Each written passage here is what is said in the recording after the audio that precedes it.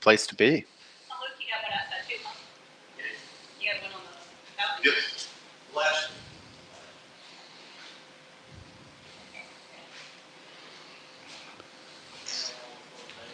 All right. Do we know if this is recording? If it's live, we're recording. Yeah. Can you? Yep. Okay. All right. Let's get ready. You about ready, Joshua? I'm ready to go. All right. Let's get this show on the road. You're fine with the LSU, right? Ready to go. All right.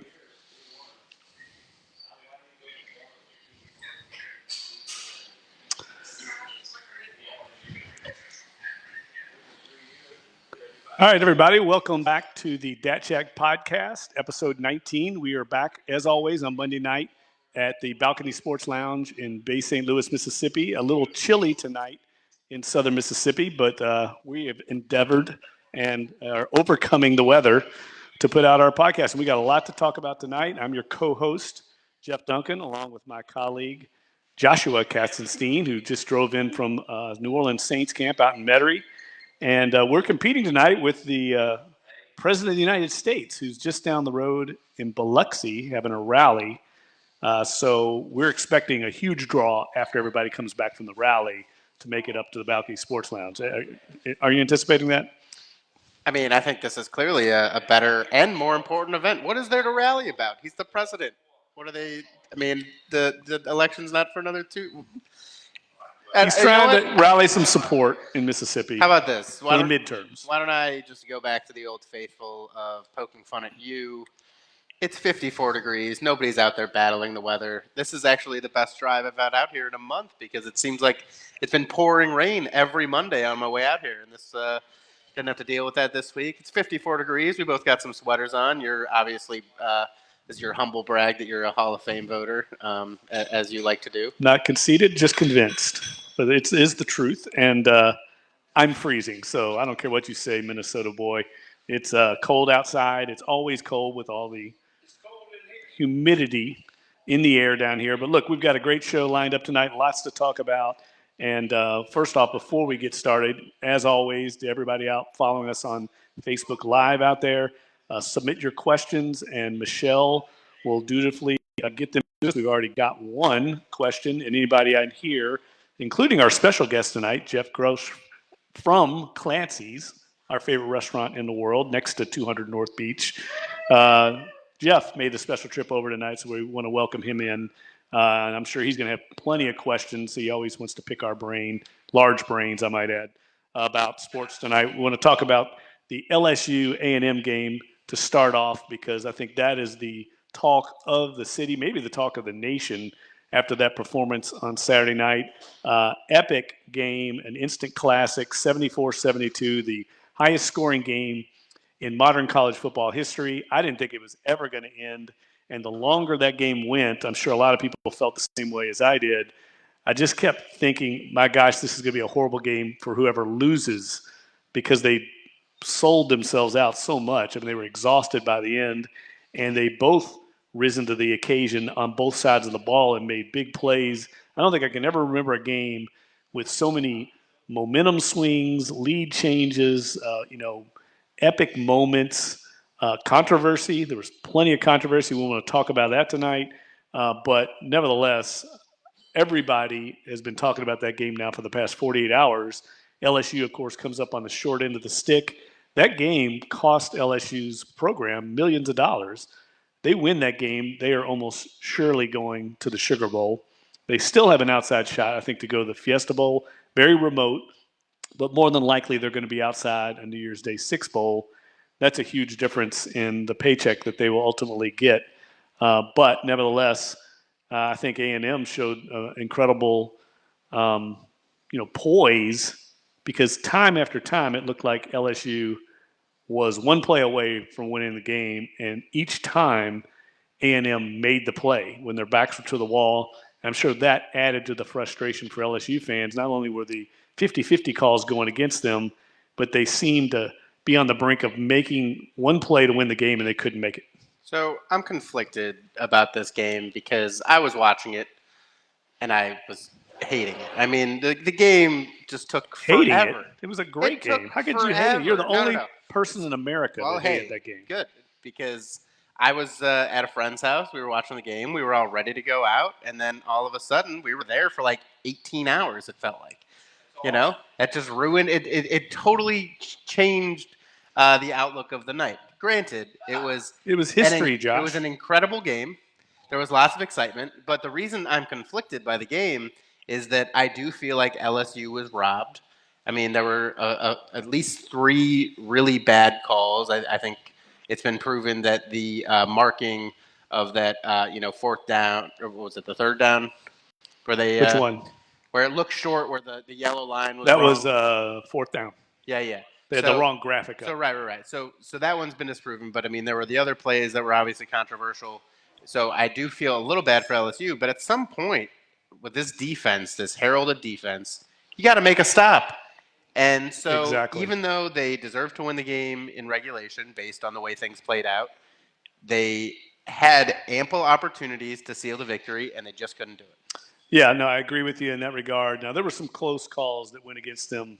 I went back and reviewed the game the next day, and I had the benefit of replay. I could rewind, fast forward, rewind. And look, I think the biggest gripe, if you're an LSU fan, and we actually have a question here about this game. For a big game, this is the question. For a big game, was all the flags, was that way over the top against LSU, against A&M? Some of the calls were obviously questionable. I will say this. They didn't call a lot of flags in overtime, actually. There weren't a lot of penalties. I think 3 on A&M the entire game. I like the fact that the officials let them play for the most part. What I didn't like was the inconsistency at the very end. The interference call on Greedy Williams seemed a little ticky-tack considering they were letting them play for the most part. I think they could have called that penalty a number of times on both teams. So that seemed to me like maybe the most egregious bad call. But you could also make a case that there was a penalty there, that it wasn't the most heinous pass interference call I've ever seen. That said, the fourth down call you're talking about, that was a graphic mistake by the SEC network. That got cleared up pretty quickly, I think. Otherwise, some of the other things, the Kellen Mond going down for the fumble right before he threw the interception that looked like it ended the game to Grant Delpit.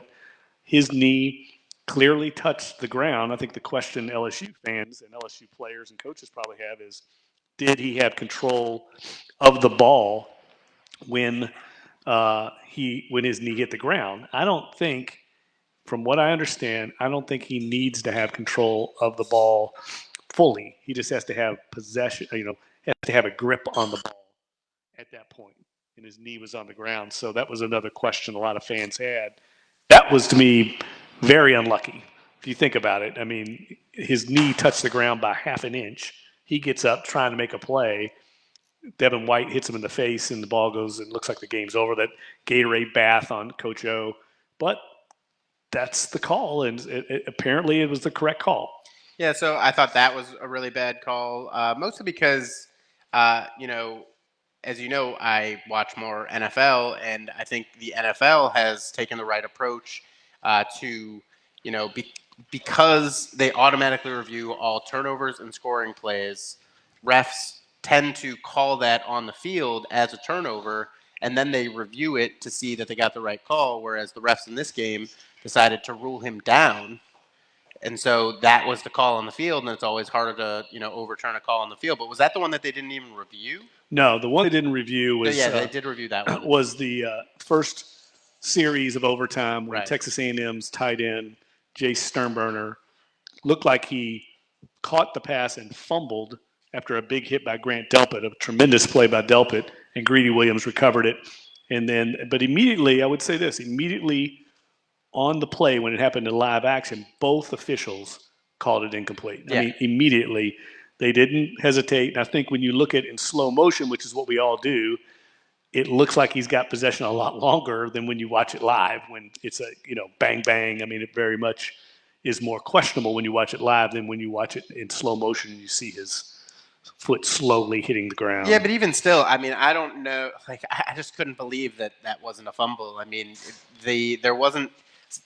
If I think it would have been whatever they called on the field, and I think you have to lean toward the turnover as the original call, because I don't think in my head it was a fumble. It was a catch and a fumble, and then on the replay, you could see that there was an argument that it was just an incomplete pass or whatever. But he kind of was tucking the ball and it started to move. Yeah. But still, I mean, it was just I'm just like getting all these different plays confused. I mean, at this point, there were just so many that were running together. But I just think that it was a poorly officiated game late. I mean, if any one of those calls goes in LSU's favor, the game is over. There were 3 instances where the game probably should have been over. And the fact that all 3 of those went against LSU is something that I'm sure your friend, James Carville would be having a field day about. Yeah, I haven't talked to James, but I'm sure he's apoplectic about the result of that, and further validates his conspiracy theories against the SEC office, because clearly that was about as bad. Very rarely do you see 4 different 50-50 calls go against one side, right? Yeah, and as was the case, when we talked about this, with them favoring Alabama, I just don't know. I'm not going to argue the conspiracy theory, just because I think it would have been good for the SEC for LSU to win that game. So maybe the refs just, forgot about what they were supposed to do, what calls they were supposed to make. But again, I don't want to sit here and harp on the ref. I always tell fans that because, remember Drew Brees' interception the other day when he was throwing to Keith Kirkwood. Everyone was like, "Oh, that was pass interference on the Falcons," like blah blah blah. It's like, yeah, well, there are bad calls in every game, right? So that's one of my big beats. You and I are on the same page on that. Yeah, I don't think you should complain about officiating unless it's the final play of a game where it's on the line and that one call. And when it was clearly wrong, whereas the LSU had 7 overtimes to win the game, and they just couldn't do it. Well, A&M converted a 4th and 18, a 3rd and 15 in which they scored a touchdown. They converted a 4th and goal from the 6 in which they scored a touchdown, and then they converted at the very end as well. So there was just a lot of plays where if they make one defensive stop, they win the game as well, and that's a great defense. Now, in defense of the LSU defense, they lost, I believe Jacob Phillips went out with a targeting call. They were down a bunch of guys that were either injured or not playing in the game to begin with. Christian Fulton didn't play. So they were playing with a lot of not ready for primetime players, and those guys were tired. I was really impressed with A&M's quarterback, Kellen Mond. He reminded me a little bit of Cam Newton in that he'd make 2 or 3 plays in a row where you're like, WTF, what was that? Did this guy play in the SEC or not? And then he would make an incredible play that would blow your mind.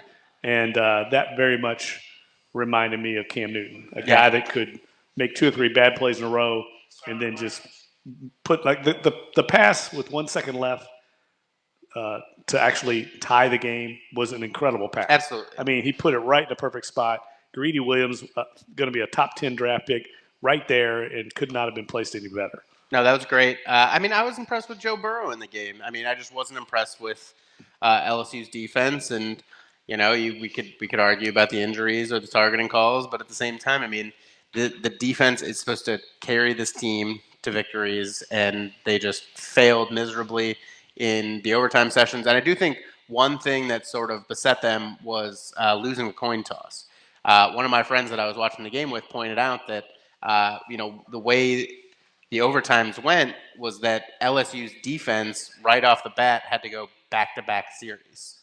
That's the problem with losing the coin toss. Good point. You obviously you want to win it so that your offense goes second, so you know whether you have to match a field goal or a touchdown. But the problem with losing it is that all of a sudden your defense is going to get tired going back-to-back right away, and then they get a very little rest. When the offense is out there. But that happens throughout the rest of the. I understand that. I understand that. I'm just saying I do think that was something that hurt them a little bit. But at the same time, I'm not going to sit here and make excuses. That defense has to play better than it did, and as as much potential as Mon showed in the game and as much potential as A&M always has offensively, I mean, I do think, if not for those poor officiating errors, I think we would be talking about this as sort of an embarrassing showing for that LSU defense. Yeah, no doubt about it. And I think LSU also kind of came out seemingly a little flat. It took them a while to get going. They were getting dominated early on in the first half, made a nice rally in the third quarter, and then took control of the game with that big turnover.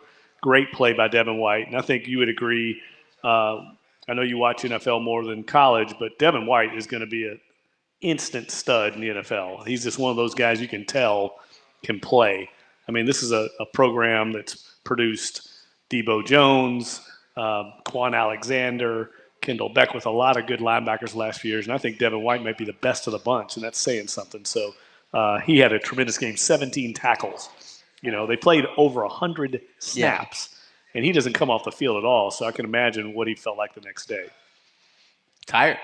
A lot of time in the cold tub. No doubt about it, and this was above and beyond the Call of Duty for them. So LSU now has to wait and see what their fate is. I think they will still be a very attractive draw because they travel so well. Their fan base is so rabid that they're going to get the benefit of the doubt in a big bowl game. Whether they can get into the Fiesta Bowl picture, I don't know. I think Fiesta Bowl would love to have them. I just don't know if they can do it because of the way the rules play out. Would they love to be in the Fiesta Bowl? I mean, obviously there's the money thing, but is this a team that could really – is this an LSU team that could be the top 10 team right now? I mean, they look much different as of the past month than they did when they were stomping Georgia early in the season. I think their offense is a little shaky right now. If they played Oklahoma, I think Oklahoma would beat them. Yeah, I don't know. Oklahoma's defense is a little shaky. I do think they need – it seemed to me like they relied a lot on Joe Burrow to just run for first downs on third down scrambles. Those aren't designed plays. Joe Burrow just making things happen. I thought the comparison Ed Orgeron had to Bobby Hebert was dead on. I mean, Joe Burrow is not a particularly gifted quarterback. I don't think throwing the ball, I don't think his arm streak's that great. I don't think his accuracy is that great, but he's just kind of a winner. He's kind of a grinder, a gritty guy that makes key plays in the clutch. He's kind of a winner, and I think Bobby Hebert was a similar type of quarterback for the Saints back in his heyday. And heck, Ed Orgeron roomed with Bobby at Northwestern State, so he had to know. It's a little easier to understand Joe, though, when he does his interviews. No doubt about it. But Joe does have Louisiana ties, doesn't he? Someone in his family? I don't think so. Not that I know of. No. Maybe I'm wrong on that. Maybe I've just seen Burrow spelled so many times EAUX that I'm getting confused. Well, here's a question we have on this, and I'll answer this. I probably know a little more about it than Josh does. What is the future of Coach O? He appears to be all in, and he has a great future. Will the fan base work with him? I don't think there's any doubt about that. I think Coach O is going to get a contract extension in the next month or so. Look for that to happen. I think Joe Oliva is very happy with the direction of the program. Recruiting's going well. Despite that loss, 9-3 is still better than most expectations for them. I picked the team to go 7-5, and they're going to get to go to a decent bowl. I know that game was disappointing, but 74-72 and 7 overtimes, I mean, that's about as close as you can get to a tie as you can get in college football. As a matter of fact, in the NFL, it would have been a tie. Right. No. And I was actually saying that. There's nothing wrong with a tie. I don't understand why, after 5, again, very exciting game. Some people will be telling their kids and grandkids about this someday. But why after 5 overtimes? If you can't win the game after 5 overtimes, nobody deserves to win the game. Just call it a tie. Well, I mean, are we overreacting to the one game every decade that goes 7 overtimes? I mean, because it doesn't happen very often. You just have to have a rule in place. I mean, it's bad for the kids. We want to talk about the health and safety of these football players, these student athletes. I mean, it's not good for them to be playing 100 snaps in a night. No, there's no doubt about that. I just think it's such a rare occasion. Didn't Buffalo play some 6 overtime game? I do remember some ridiculous game a couple years ago, and I believe Arkansas did. I think Arkansas had a 5 overtime game against Ole Miss. Am I right about that? Oh, sorry, Rod. 2001 Houston up was it Arkansas? thought it was Arkansas Ole Miss. No, it wasn't that long ago. It wasn't early 2000. I'm talking about something just 3 or 4 years ago. Maybe I'm. Okay, we'll see. So it happens more than. Well, what's a decade? So here's the deal. I am anti-participation trophy, but I'm pro-tie. Sometimes a team doesn't deserve to win. All right. Well, I tend to agree with you on that. I just think we're overreacting to one game. Can we give a quick shout out to Mississippi State winning the Egg Bowl? Oh, pretty dominant fashion. A little trolling there going on. I don't know if we want to do that or not. We're trolling the Ole Miss Rebels fans in the house. All right, let's switch gears real quick and stay in the state college of football family, because I was at Ullman Stadium on Saturday. Tulane got a big win against Navy, 29-28. Willie Fritz showing some onions in that game. I don't know if you got to follow that, Josh, but Tulane becomes bowl eligible for the first time in 5 years.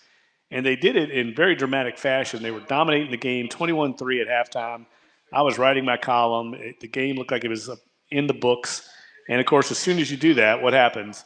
Justin McMillan throws an interception almost for a pick six. Navy sidelines comes to life. They score 25 unanswered points and look like they're going to pull off this dramatic come-from-behind win. And I'm telling you, everyone in Tulane green was dying, because that was going to be an epic meltdown that they'd never overcome. Losing, they had a bowl game on the line. They're up 21-3 at halftime, and they just a year ago lost in very similar fashion. Here you are getting ready to squander an 18-point halftime lead at home, and what do? They drive down the field, score a touchdown. They're down by 1, and Willie Fritz elects to go for 2. Shows some big you-know-whats and converts it, and they win the game by 1. They get the bowl game. Ice bath on Willie Fritz, selfies all over the field, dancing on the sidelines. It was a really cool moment, even though they're 6-6. Nevertheless, you take steps as you can get them with the program, and this is a step forward for them. They get to go to a bowl game. Well, real quick, there's nothing wrong with being 6-6. The Minnesota Golden Gophers beat Wisconsin. PJ Fleck to get to 6-6. I imagine you would be content if Louisville were 6-6 this year, as opposed to whatever terrible record they finished with.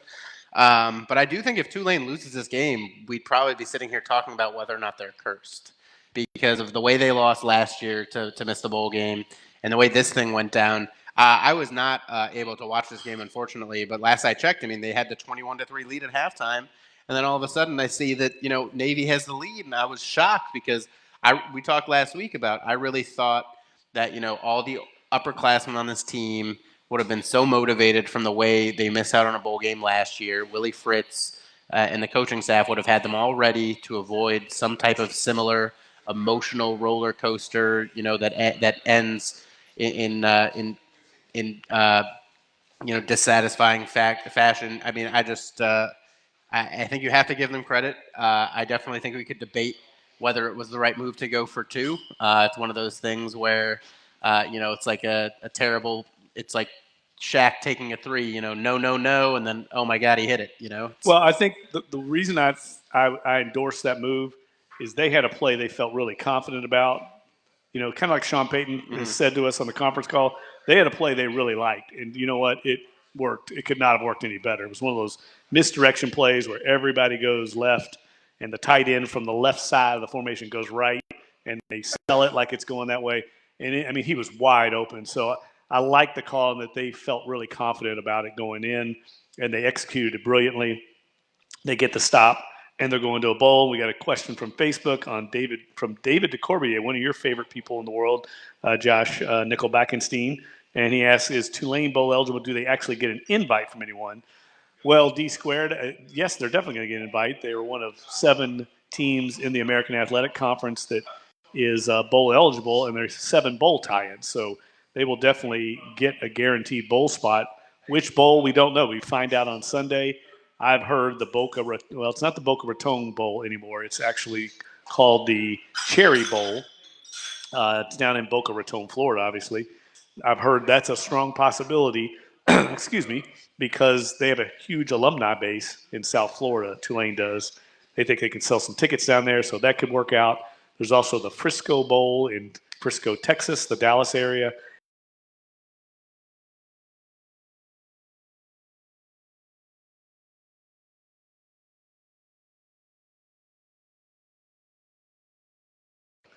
Where ESPN thinks the best matchup is, because ESPN controls these lower level bowls. What was the first one you said?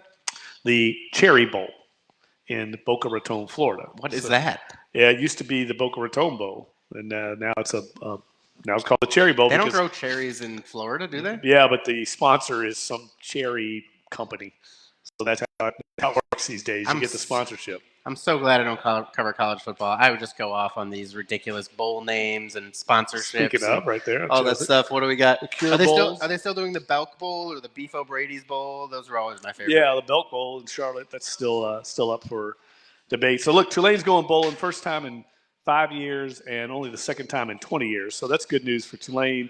They're back relevant again. The program's got momentum. Should help recruiting. I think it's going to help pacify the long, frustrated fan base. A lot of good things to talk about in Tulane football now going forward. Let's switch gears and get on to the Saints. You just came from Saints camp today. Of course, they have a big game. They had the weekend off because they played Thursday night against the Falcons.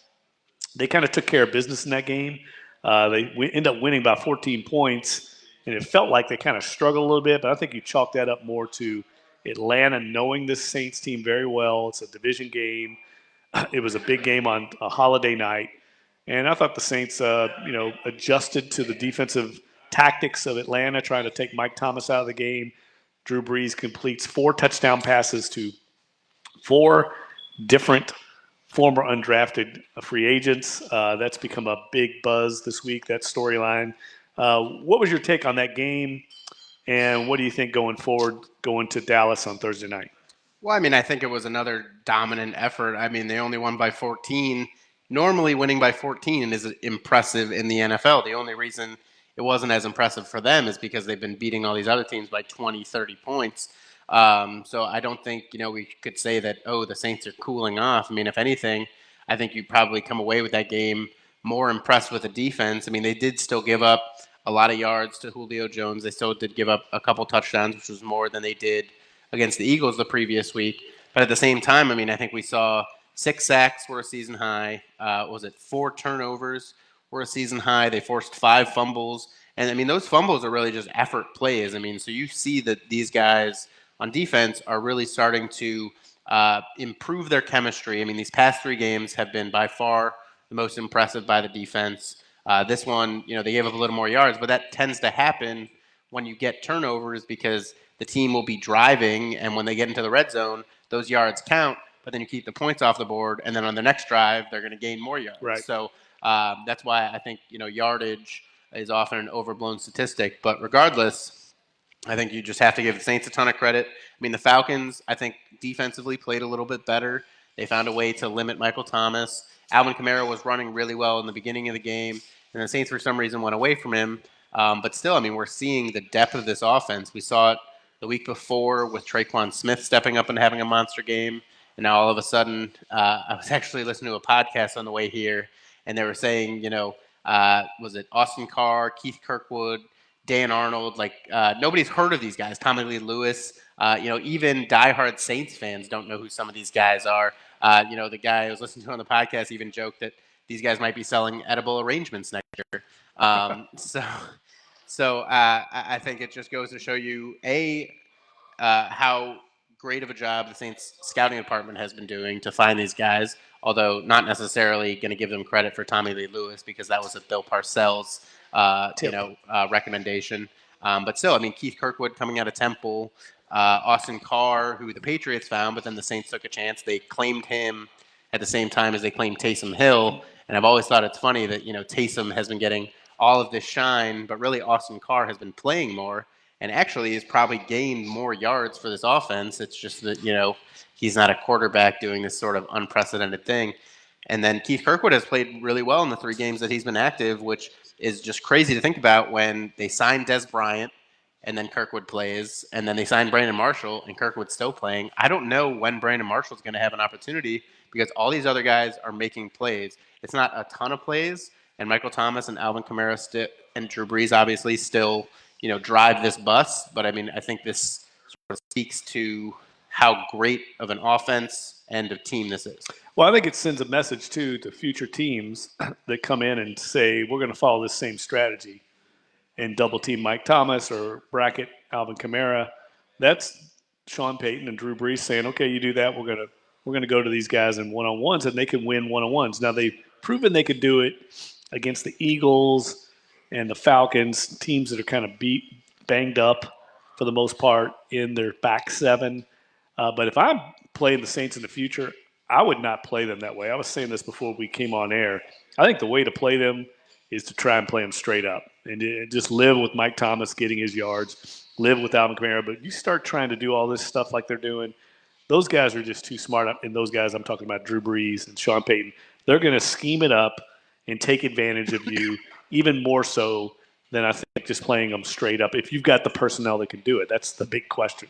So I think part of the problem is that, those weren't actually one-on-one matchups on some of those touchdowns. Tommy Lee Lewis was wide open. And I thought it was funny. Michael Thomas was talking about Tommy Lee after the game, and he said that Sean Payton told him, hey, you're going to run a square out, and then you're going to watch Tommy Lee run past the will linebacker, and you're going to go celebrate with him for a touchdown. The Saints knew that play was going to work because they knew that the eyes would go to Michael Thomas, and I don't know if Alvin Kamara was on the field or whichever running back was on the field, and Tommy Lee got wide open. Austin Carr was as wide open as I've seen a receiver ever on that play where he scored the touchdown. You look at the picture, he's holding the ball up as he's crossing into the goal line. Right. There's nobody around him. I mean, it looks like a portrait. So I think, Sean Payton, we say this every week, but he's doing a masterful job scheming up this offense, taking advantage of whatever the defense is giving him, whether it's feeding it to your best guys or spreading it around to the no-names. And I don't know how any defense is going to stop them. I do think Dallas will be a tough test for them. I think Dallas's linebackers pose a challenge to the balance of the Saints offense. It'll be a lot tougher for the Saints to run on the Cowboys, but at the same time, I don't see how anyone in that Dallas secondary can check Mike Thomas, and I imagine they'll be winning again.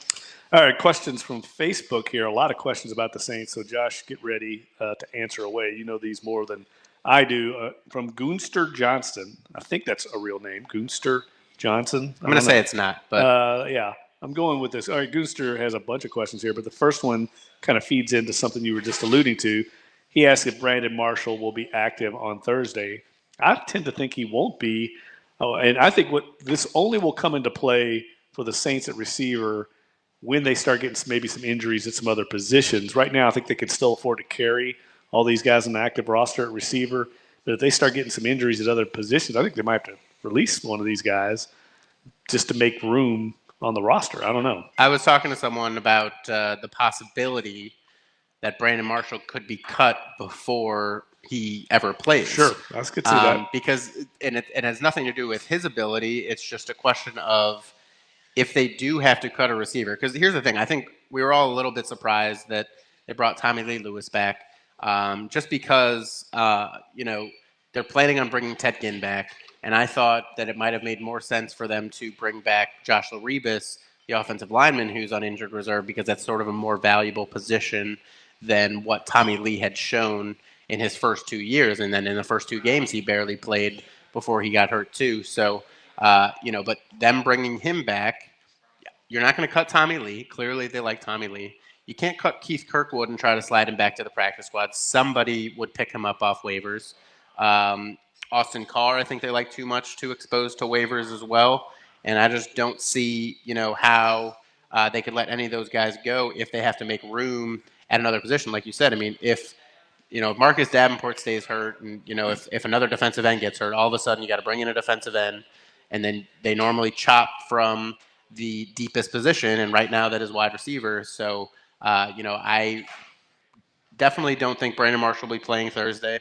I think the best chance that he has to get on the field is if there's another injury in the wide receiver core, or if for some reason they really like the matchup with his size against another team's defense. But at the same time, Keith Kirkwood has some size. Traquan Smith is a taller guy, so don't expect him on Thursday. And I don't think anyone should really expect Brandon Marshall to be active until there's an injury. All right, one more from Goonster, and we'll go to some other questions here. But he asked about Sheldon Rankins, one of our favorite players on the team. He asked if Sheldon Rankins is the leading inside defensive tackle in the league right now. I think that's a little ambitious when you have Aaron Donald, who might be the best defensive player in the league. But I think he's making a case for Pro Bowl consideration for sure with the way he's playing. Absolutely. He's not the best. Aaron Donald will be the best until he's probably like 33. I mean, this guy could spend a decade as the number one guy. I mean, he'll be a first ballot Hall of Famer if he keeps this up. But certainly you could make an argument right now for Sheldon Rankins being the second best because he's not just doing it with the pass rush. He's getting consistently tackles for loss and impacting the run game. I think Sheldon Rankins, Cam Jordan, and Demario Davis have been the three keys for this defense having the number one run-stopping group.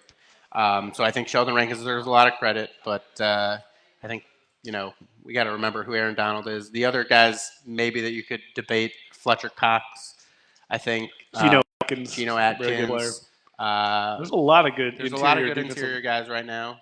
But certainly Sheldon Rankins has come on. And I don't know. Those two young guys in Washington are good. Yep. What was it? Both Alabama guys. Allen. Yeah, Jonathan Allen. And then the rookie this year. Yeah, Deron Payne. Deron Payne. But certainly, I don't think anyone expected this level of production from him. I mean, this right now is better than what the Saints were getting from Nick Fairley a couple years ago during Rankin's rookie season when he was dealing with the injury. Was disappointed with the sophomore campaign, and it's his hard work's paying off. Okay, from Nasir Sheriff, he asks about injuries going into this Cowboys game. You know that much better than I do. How do they shape up for Dallas? So right now, it looks like Teron Armstead probably won't play on Monday. Today was the first day that the Saints had to put out an injury report. They did actually practice. They had a walkthrough on Sunday, and I believe they had full practice today. They'll have a full practice on Tuesday. They're basically treating Sunday through Tuesday as the Wednesday through Friday schedule from a normal week. So right now, it doesn't look like Teron Armstead's going to play just because he was out today. And I don't think the Saints want to rush him back. They'd rather have him ready for the stretch run. Marcus Davenport was limited, but I think that's probably a good sign that he's on the field at all after he made his return last week on Thanksgiving after missing 3 games. And then everyone else is limited. I would think Traquan Smith will probably be back. He missed the Thursday game. That was probably just a short week situation. I think if that game had been a Sunday, he said he thought he was going to play, so I think that was probably more of a doctor's just pulling him back. Yeah, precautionary. But I really think the only one to worry about right now is Teron Armstead. Okay, and you mentioned Will Lutz showed up?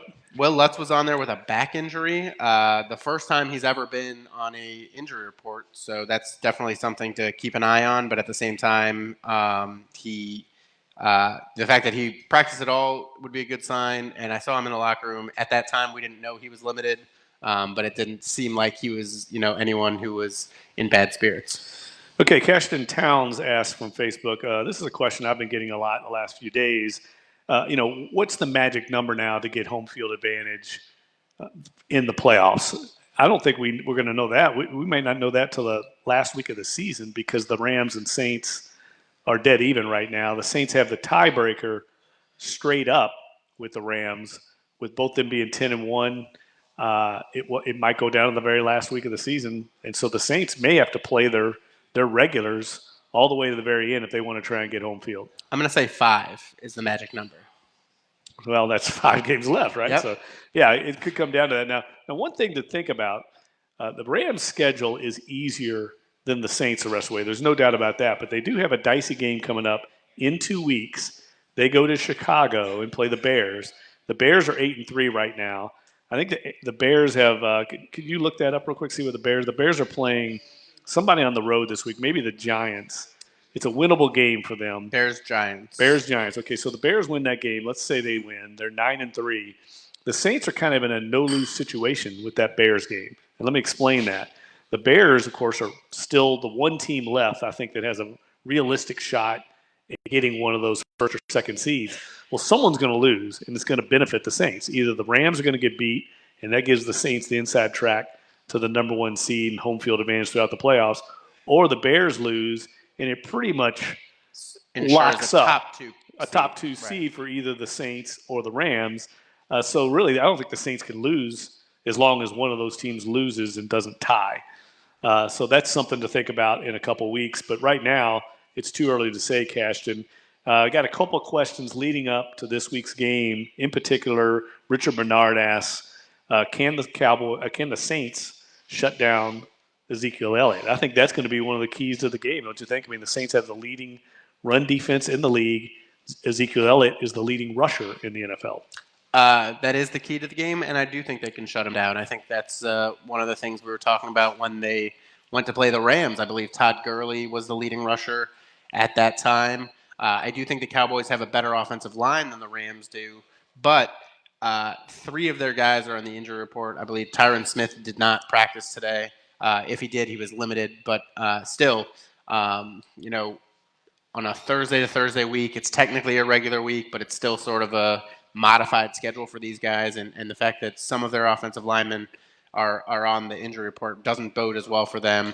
I do think, the one thing that has really helped Ezekiel Elliott sort of reclaim the rushing lead is that Amari Cooper has been in Dallas, and he sort of, adds another element to that offense. So it's harder for teams to stack the box. But I think what the Saints have is Marshawn Lattimore is a guy who can, sort of just shadow Amari Cooper, and I would like Lattimore in that matchup. I do think Cooper is a really good player. It's sort of been, head-scratching to me that he hasn't been as consistent in his career. I think part of that is just, this year he was in a terrible situation in Oakland. But before that even, it was a little bit confusing. But now I just think the Saints will probably put Lattimore on him, and then they'll focus the rest of the defense on stopping Zeke. So I don't think, that he will get the best of them. Yeah, I think this is a good matchup for the Saints defense in a lot of ways because they're strong in the front seven. I mean, there's nothing fluky about the way the Saints are playing run defense. It's been going on all season. It wasn't like it's one or two games. They've shut down just about everybody, including Todd Gurley. I don't know what it is about the run defense that really stands out. I think they just play well as a unit. The front seven, they know what they're doing. I think it speaks to the Saints defensive coaching staff too, because they have really solid run fits. And I think the linebackers on this team are better than they've been in the past. So I think it's a combination of a few things. I think we saw last year probably the added emphasis on the run game when they brought in Alex Okafor to be their starting defensive end, because he's a guy who's dealt with some injuries, and as his 4 years with the Cardinals progressed, he became less impactful as a pass rusher, but he was still really good defending the run. Cam Jordan obviously has been really good defending the run. I mean, that's why they like him and his size. I mean, obviously he's a good pass rusher, but I think he does not get enough credit for what he does to stop the run. And then obviously they drafted two defensive tackles a couple years ago, and they got Rankins and Onyemata. And then they found Taylor Stallworth this year. But I think the big thing besides the coaching emphasis is that last year they still struggled in terms of efficiency. They were still giving up big runs. So I think they really, buckled down this year and tried to figure out the best way to limit that, to make sure they weren't giving up any more big run plays. And that's why they made Demario Davis their highest paid free agent of the offseason. And Demario Davis has been playing outstanding football pretty much all season. I think that's why it hasn't been smoke and mirrors. Because early in the season, I thought it was. I thought, it was a little bit fluky because they hadn't really played any good running backs. I mean, they played Saquon Barkley in week 3, but aside from that, the first month of the year, they didn't play anyone good. So now, as it's gone on, though, we see that there's nothing fluky about it. This run defense is really good. Yeah, and I really feel like the biggest part of that, the biggest answer to that is that this team collectively as a unit plays well together. You don't see a lot of blown assignments in the front seven. We don't see a lot of poor run fits. I think there's really good communication. And I think that goes back to the Demario Davis addition. I think he's been one of the better free agent signings this team's had in the last few years. I mean, he's an impact player against the run, and he can make open field tackles. He's one of the better tacklers they've had in a while. So I like this matchup. I think on the back end, they'll put P.J. Williams on Cole Beasley. It's a big matchup in the slot. I like the way the Saints match up defensively. I think offensively it's going to be interesting to see, because I think this is the one team with a front four that might be able to get pressure on the quarterback. They've got a very good defensive line. They have a lot of great pass rushers over there. And I think it's going to be a big challenge going on the road I think it's going to be a very similar game to what we saw in Minnesota. You know, a game that is going to be tight. I don't think the Saints are going to blow Dallas out. I think it's going to be a primetime game. Dallas is playing well. They're playing with confidence. We were asked here, Catherine Watson asked us to make a prediction. I'm going to pick the Saints to win, but I think it's going to be similar to that Baltimore game. I know they ended up beating Minnesota by 10, but that was a close game for the most part. Turnovers turned that game around. I think we could see Will Lutz kicking a field goal to win this one at the buzzer. No, I think they'll win by like 13. I haven't seen the Saints tested really since that Minnesota game, and I am going to continue to expect them to just roll over these teams.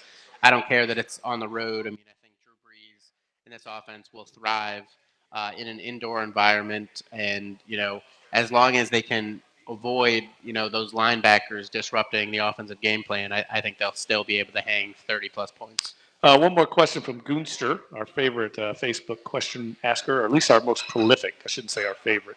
Goonster asked about Kirk Coleman. Has he lived up to the expectations? Probably not to the contract he signed. He hasn't been bad. He just hasn't really done much. It's kind of weird. He's just kind of out there. It seems like he makes like 1 or 2 tackles a game. I don't see him getting exploited a ton. Every once in a while he will. But I think his contributions to this team actually are probably more intangible than tangible. I like Kirk Coleman. He's a really good guy, but there has not been one moment this year where I have been like, wow, that was a great play by Kirk Coleman. Not one. I can't either. I agree with you in that, he hasn't really been exposed, and frankly, as a defensive back, that probably means you're doing something right. And I also agree that his leadership is necessary in that defensive back room, which is really young. When you think about all the guys that are playing, P.J. Williams, this is his 4th year, but he's really inexperienced because he basically missed 2 years due to injury.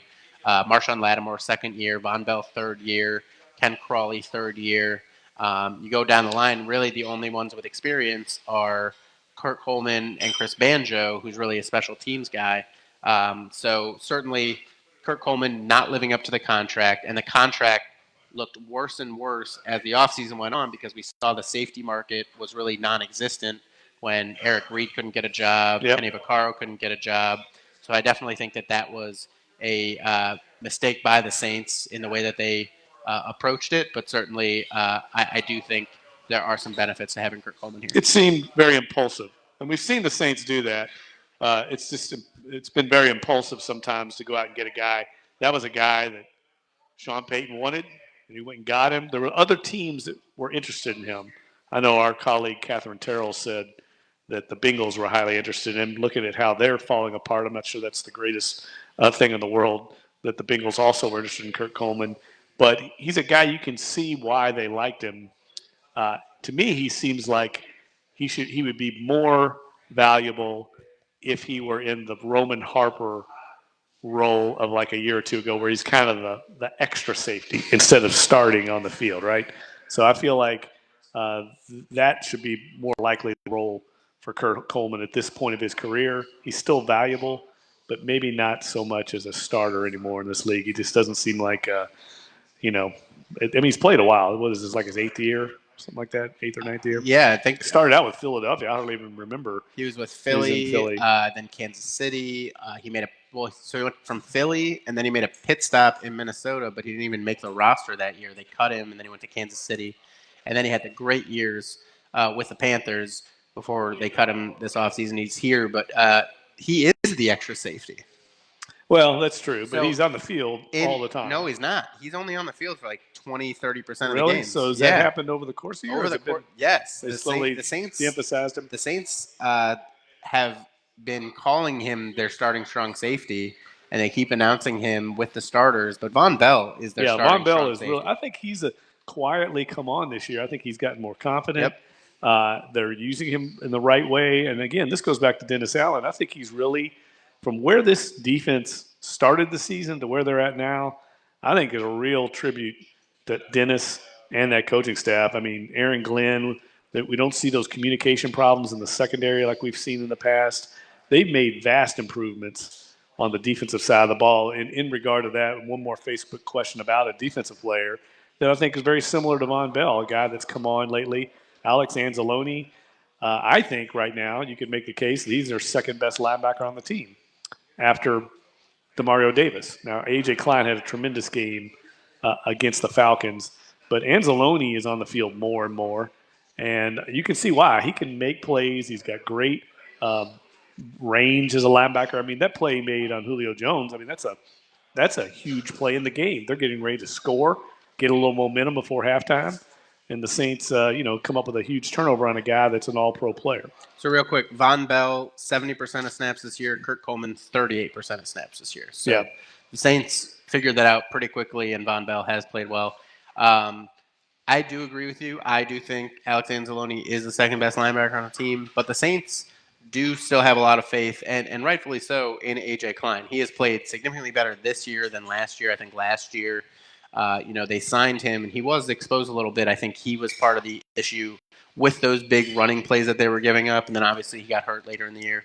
But this year, he had a rough week one, but he's really been consistent and reliable ever since then. I think Demario Davis is far and beyond their best linebacker, but I do think you could make an argument for Klein versus Anzalone. And frankly, the Saints have been trusting Klein more. There have only been 3 games this year where Anzalone played more snaps, and one of those was against the Bengals when they just gave all their starters rest. So Klein and Davis got some rest while Anzalone kept playing later in the game.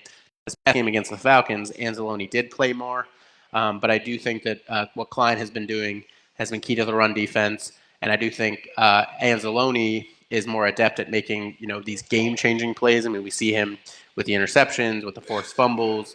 He's better in coverage, but I do think, there's not really, much of a gap between him and Klein, and clearly the Saints like Klein just a little bit better. Yes, I don't think there's any doubt that this game this week is, I think, going to be a difficult game. I'm projecting this game to be in the 20s. I don't think the Saints are going to get up in the thing. They've been scoring in the 30s and 40s every week now. So that's difficult to shut that Saints offense down the way they're playing. I just got a feeling this game, I mean, Dallas kind of has to have it. They're saying it's a measuring stick game for them. They're a young team that's trying to prove themselves. And the Saints have just been on this incredible emotional roll every week. And you and I both sit here every Monday night and say, well, this game could be tougher. And then they end up blowing the doors off everybody they play. This week, I'm going to the Mats. I think they're going to be in a dogfight to the very end. You pegged this back in April as a game the Saints would lose. Yes. So I clearly, think they could lose this game. Well, I can't wait to read our picks on Thursday morning to see if you follow through on that. And look, I'm going to do something that I rarely do and that I hate to do, but I'm going to give you some credit. You said early on that you thought the Cowboys were going to be good this year. I didn't buy it, and now Jeff might actually be right about something for the first time since I've known him. Young Jedi, continue to learn. Continue to learn from the master. Listen, I'm giving you credit. As well you should. But I do want everyone out there to know that you said back in April that the Cowboys, this would be a tough game and that the Cowboys would win it. I don't buy that. I think the Saints will continue to roll. I would expect them to put up at least 30 points because I don't see how any defense in the league right now can stop them. But like you said, I wouldn't be surprised if it's close. Well, one thing I would bring up, Saints fans don't want to hear this, but we remember back in 2009, the Saints had won 13 games in a row to start the season. The Cowboys came in to the Superdome and ended their 13-game winning streak. No one expected that. It was in the Dome. It was a Thursday night game as well, I believe, or maybe it was a Saturday night game. And it was a primetime game.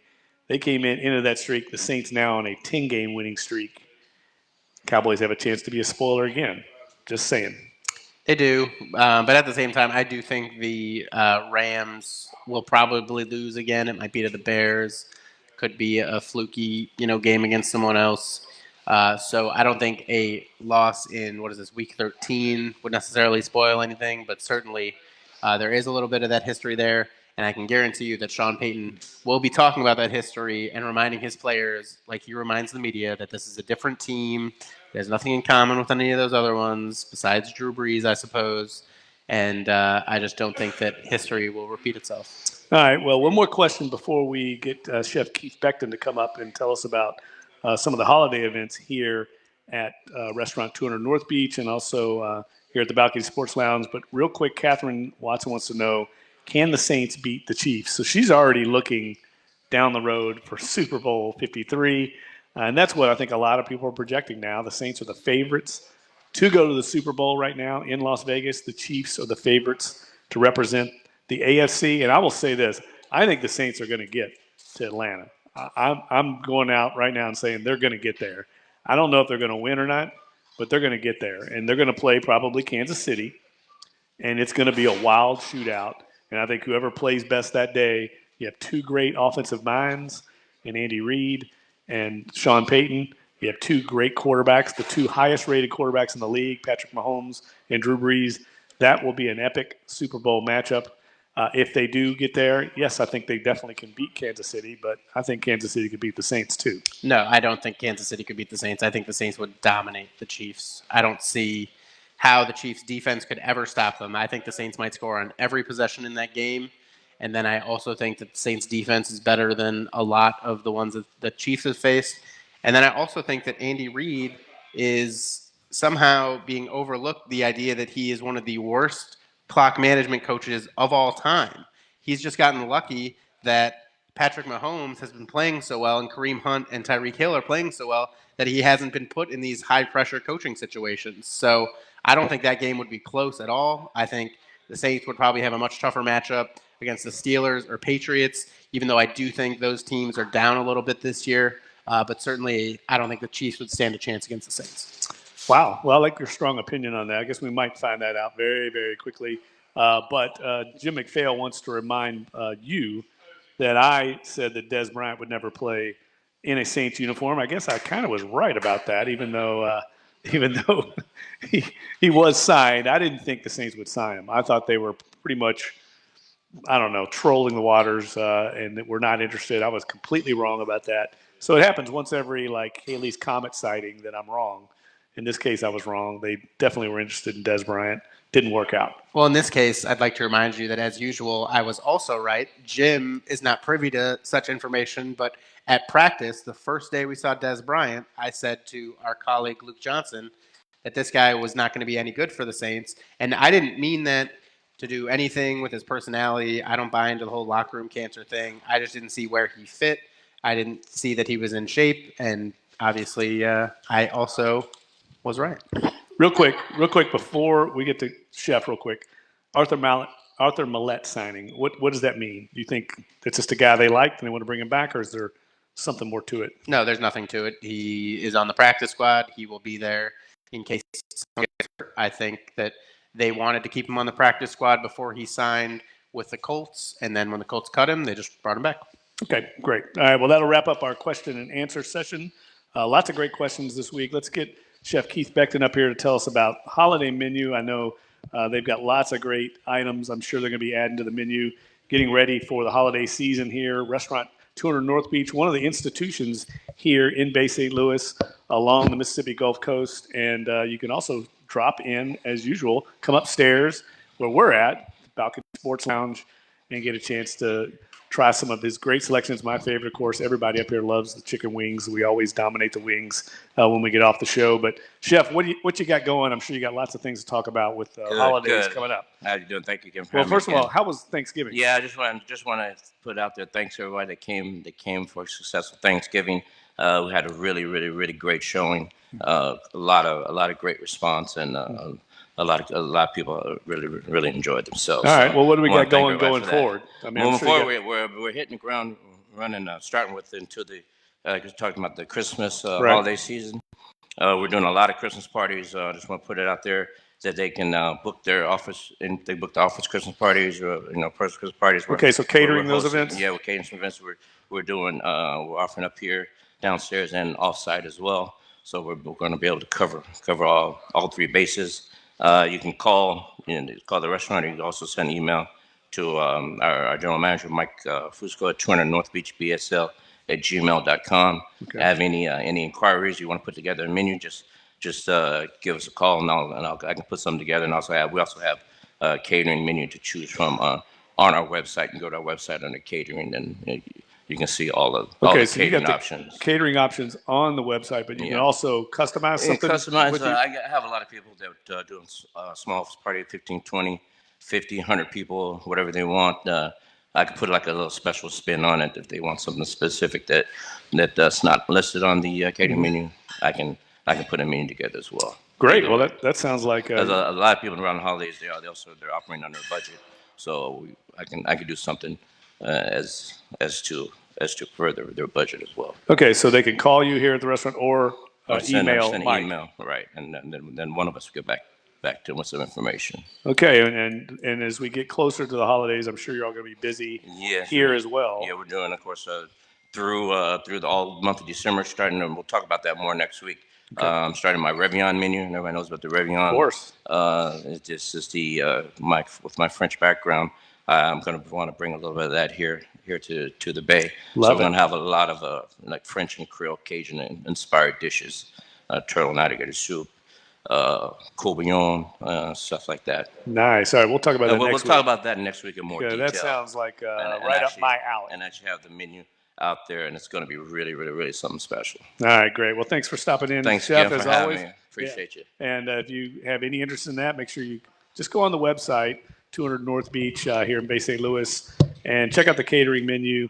They will have lots of great catering options for you. It sounds like a lot of different things. That's a great idea to be able to customize that for your budget or for your menu interests, I guess, as well. That's going to wrap up episode 19. We'll be back on Friday. I'll have another episode for episode 20 in our studios down at NOLA.com. We'll be reviewing the Saints-Cowboys game and also looking ahead to some bowl options. Sunday, of course, all the bowl games will be announced, and we'll find out where LSU, Tulane, who's coming to the Sugar Bowl, all that, and we'll review that again here next week at the Balcony Sports Lounge on episode 21 from Bay St. Louis. So check in with us then. We want to thank everybody here in our audience, also everybody watching on Facebook for the great questions you had. Keep them coming. We're going to keep this thing going. A lot of excitement right now with the New Orleans Saints as they make what could be a Super Bowl run here in New Orleans. That's it for the Dat Chat Podcast, episode 19. Thanks for watching.